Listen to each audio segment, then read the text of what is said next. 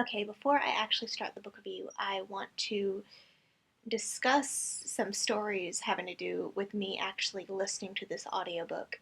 And the first one is I started reading this a day or two before I left for the UK, and then I listened to it a little bit on the 8-hour plane ride to the UK, and then listened to it when we were riding in a bus for a little bit, and then I finished it on the plane. I almost finished it on the plane, and then I finished it when I finally got back to the United States. And that's how long it was. It's 38 hours long on Audible. And first, when I told my mother what I was going to be reading, I said, "Oh, I'm reading about Meiji," and she goes, "Like Magi?" I go, "No, Emperor Meiji of Japan." And then she goes, "Oh, okay, whatever. That's your thing, whatever."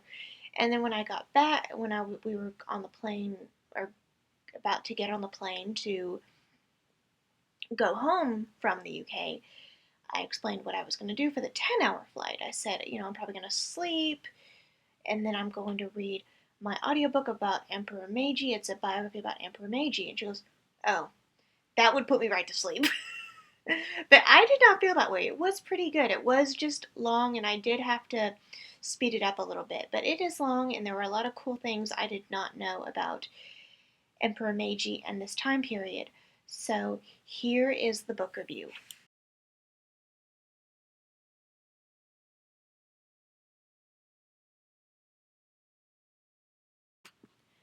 This is the book Emperor of Japan by Donald Keene, and this tells the story, an in-depth biography of Emperor Meiji, and it starts a little bit before Emperor Meiji's birth and then ends at his death.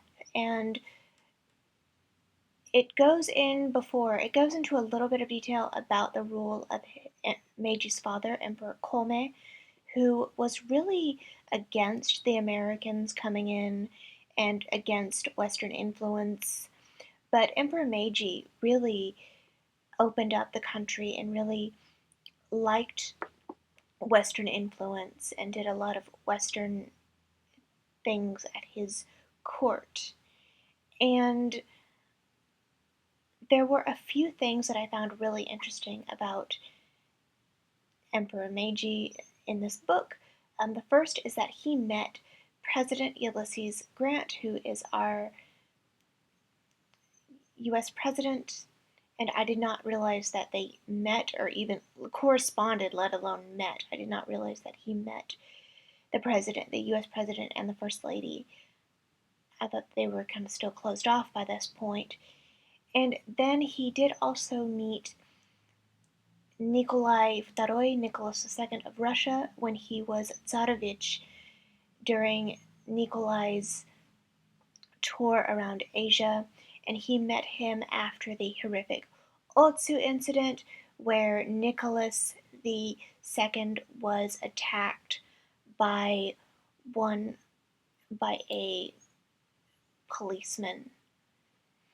And then an interesting thing that happened in the 1890s, but then in 1904, Japan and Russia, under both Meiji and Nikolai Futaroi, would be at war in the Russo-Japanese War, which had nothing to do with the Otsu incident, but interesting how it kind of comes full circle.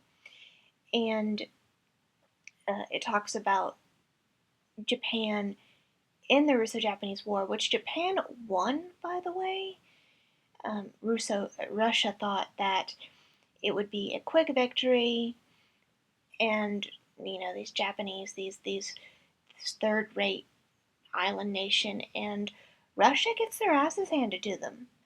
And Japan won, but it did bankrupt them. And then Meiji would die in 1912, and that's kind of where the story ends. I really enjoyed this book. Unlike my mother thinks, It did not put me to sleep, but it was long, and I did have it on 2 times speed because this book, as I said before in the introduction, it is 38 hours long. But if you know someone that is really into Japanese history and knows a lot, I think someone that is a novice with Japanese history, this would be a little too much. But if you know someone that is really knows a lot about Japanese history, I would recommend this audiobook, even though if it is long. And if you are going to listen to this audiobook, make sure you have a long road trip planned, because again, this is 38 hours. But this is just a quick book review about a biography about Emperor Meiji. And I will see you all in the next video. Bye, guys.